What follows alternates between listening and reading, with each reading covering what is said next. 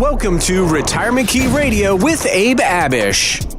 The threat of a coronavirus-fueled oil war and continued panic around the virus itself, it brought markets to unprecedented lows, triggering a 15-minute halt on trading, something that, as I understand it, hasn't happened since 2008. So hello, attention, this is big.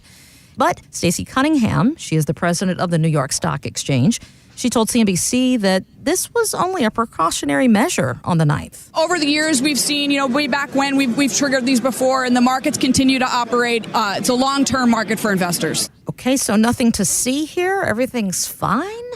However, she sounds very high-strung in her talking right then. Sounds a little bit stressful there on the New York Stock Exchange. What is going on here? Circuit breaker, yeah. We haven't seen that for 12 years, and apparently, I don't know all the ins and outs about it, but apparently it's some type of mechanism that halts trading activity, I think, for 15 minutes at a time. So that people don't sell in a panic. Right. Kind of gives the market a break temporarily and then back to normal trading activity.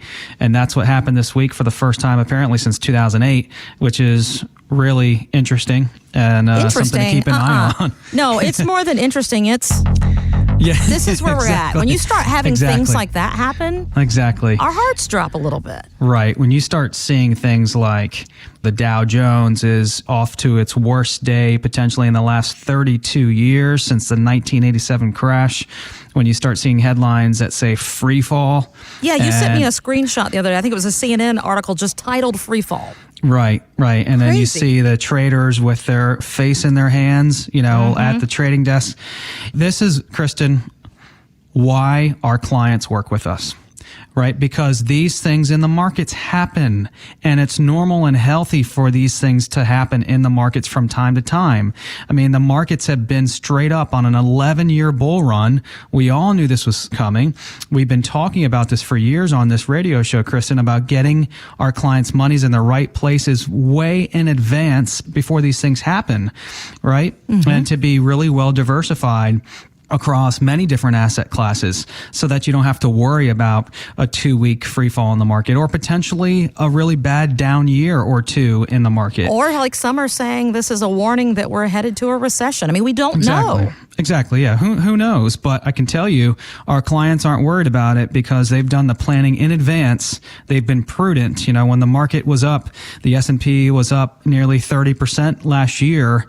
Our smart clients were making moves and getting in front of what's actually going on right now in the markets. It was a perfect time to do that then. Well, that was something that they did proactively, Abe. What about those listening that are feeling like they're going down on the roller coaster and they are concerned and they weren't proactive? What should those folks be doing right now?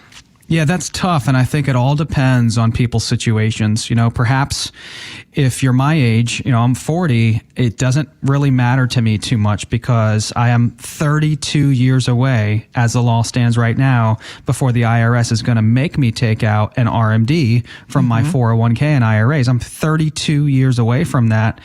And perhaps 25 years away before needing it. Maybe I retire in my 60s, who knows? But our clients are in their 60s, in their late 50s, late 60s, early 70s. They are transitioning from the accumulation phase to the income phase. And when they do that, their investments and the way they do invest and where they put their money should be different than how they were investing at 35, 40, and 45. And our clients get that, and that's why they work with us. We just recently helped a couple that came in from Fairfax. And this is another great example of what our clients look like. They've saved almost $3 million. They've, in our opinions, done a fantastic job. And I said it over and over, man, you guys have done a great job of accumulating $3 million saved, 2 to 3 different properties here in the area that they live in and rentals. Man, you guys are savers. You've done a great job. Your savings and accumulation isn't the problem. You can live a fantastic life, especially if your monies are in the right places from here on out, never have an income problem or probably never have an income problem. But man, we have to make some big decisions now about what we're going to do because they have now entered into the income phase. They're fully retired. 64 and 63, they're drawing down on over $100,000 a year from their $3 million in investments, which are now, I think, 2.6 or 2.7. And in my opinions, they've won the game. Let's not blow it, right? And we discussed about all the areas that could affect their great job of accumulating wealth. Major market downturns, which we could potentially experience this year. Who knows? Inflation, higher taxes they were concerned about. And so we talked about the possibility of helping them with Roth conversions, long-term care. Well, they already had great long-term care insurance in force.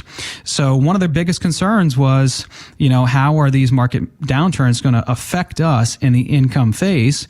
So one thing we did with them, Kristen, is we talked about sequence risk. Okay. If you don't know what sequence risk is and you're listening right now, this is the risk to any retiree that when you are withdrawing funds from your portfolio in the distribution and income phase and taking money out versus putting money in, that the market's also down at the same time and you have double whammy, double negative, potentially even triple whammy or triple negative, the fees, your own withdrawal, and the market downturn or loss. And people always say, Abe, well, doesn't the market go back up and won't it rebound? Yes. History has shown that it will and that it does. However, if you need income next year or you have RMDs due next year, those can't stop. And you have to continue to pull money out to satisfy those RMD requirements, or you have to continue to pull money out of your portfolio just to live, right? You can't say, I'm not going to pull out $100,000 this year and just not pay my bills. Yeah, it doesn't work like that. Yeah. So the way you invest as you transition into the income phase, or the way you should invest and save as you enter into the income phase of retirement, should be different and should complement your growth positions. In other words, have monies at risk. This couple could live into their 90s. You don't want all your money in annuities. You don't want all your money in bonds. You don't want all your money in stocks. Be diversified. Let's make sure the money lasts, and let's make sure the monies are in the right places. So when things like this happen in the market, we don't freak out. We don't panic. We don't get emotional. We say, this is exactly why we did this planning in advance.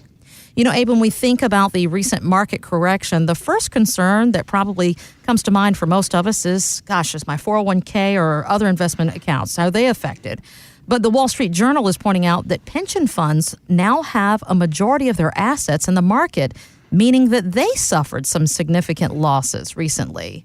So if someone listening is counting on a pension for a portion of their retirement income, and I know we have a lot of folks listening who are, should they be concerned right now? Yeah, I would say the answer is yes, especially depending on who that pension is kind of funded by and backed by. And in a lot of cases, Kristen, it does make sense for retirees to take those pension lump sums and basically create their own annuity.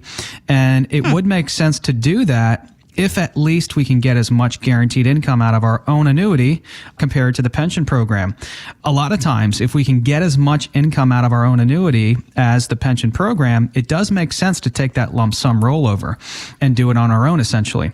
We just helped a lady who lives in Woodbridge, and she had a pension buyout option where she could take the lump sum and basically invest it on her own. And whenever a client shares that with us and they say, Abe, what do you think? Should we leave it in the pension program or should we take it and actually invest it?